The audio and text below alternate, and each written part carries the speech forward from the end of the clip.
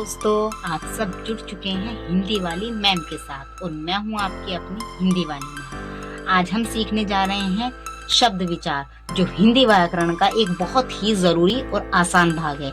तो चलिए बिना देर किए शुरू करते हैं शब्द विचार आसान भाषा में हिंदी वाली मैम के साथ। सबसे पहले हम समझेंगे शब्द किसे कहते हैं या शब्द की परिभाषा। जब कई वर्ण मिलकर कोई अर्थपूर्ण अर्थ वाली ध्वनि बनाते हैं तो उसे शब्द कहते हैं, जैसे राम, जल, विद्यालय, सुंदर आदि। यहाँ पर हर शब्द का अपना एक अर्थ है, इसलिए यह सभी शब्द कहलाते हैं, या आसान भाषा में हम कह सकते हैं जो अर्थ बताए आवाज शब्द कहलाते हैं। तो अब बात करते हैं शब्दों के कितने भेद होते हैं। शब्दों के 4 भेद होते हैं। रूप के आधार पर शब्दों को 2 भागों में विभाजित किया गया है। नंबर 1 रूपात्मक शब्द और नंबर 2 अरूपात्मक शब्द। रूपात्मक शब्द वो शब्द होते हैं जो रूप बदलते हैं, जैसे लड़के, लड़कों। दूसरे होते हैं अरूपात्मक शब्द जो रूप नहीं बदलते, जैसे आज, बहुत, फिर।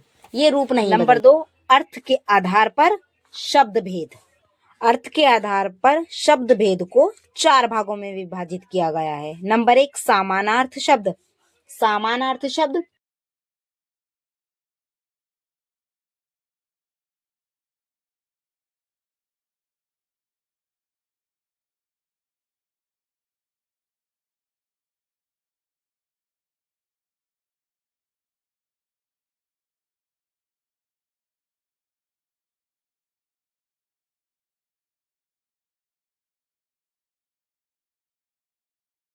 जिनके अनेक अर्थ हों, जैसे नयन। नयन का मतलब आंख भी होता है या प्रिय भी होता है। अब बात करते हैं पर्यायवाची शब्द। पर्यायवाची शब्द जिनके अर्थ समान हों या मिलते जुलते हों, उन्हें पर्यायवाची शब्द कहते हैं, जैसे सूरज को रवि या भानु कहते हैं। उत्पत्ति के आधार पर शब्द भेद को 4 भागों में विभाजित किया गया है। नंबर 1 तत्सम। तत्सम शब्द कहलाते हैं संस्कृत वाले शब्द, जो संस्कृत के शब्द होते हैं, जैसे अग्नि, सूर्य। ये संस्कृत के शब्द हैं और इन्हें ऐसे के ऐसे ही प्रयोग किए जाते हैं। नंबर 2 तद्भव। तद्भव जो संस्कृत से बदलकर हिंदी में आए हों। अग्नि संस्कृत का शब्द है और इसे हमने बदलकर आग कर दिया। सूर्य, सूर्य को संस्कृत से बदलकर हिंदी में सूरज कर दिया। नंबर 3 होते हैं देशज शब्द। देशज शब्द देसी बोली से आए हुए शब्द, हमारी अपनी बोलचाल से बने हुए शब्द देशज शब्द कहलाते हैं, जैसे चना, मक्का, झोला। ये सब हमारे देश के बने हुए शब्द हैं। विदेशी शब्द जो विदेशी भाषा से लिए गए हैं, जैसे किताब। किताब अरबी भाषा का शब्द है। स्कूल, स्कूल अंग्रेजी भाषा का शब्द है। अब बात करते हैं शब्द भेद के चौथे भेद के बारे में, प्रयोग के आधार पर शब्द भेद। प्रयोग के आधार पर भी शब्द भेद को 4 भागों में बांटा गया है। नंबर 1 संज्ञा, नंबर 2 सर्वनाम, नंबर 3 विशेषण और नंबर 4 क्रिया। सबसे पहले हम बात करते हैं संज्ञा की। जो किसी व्यक्ति, वस्तु या जगह का नाम बताए वो संज्ञा कहलाते हैं।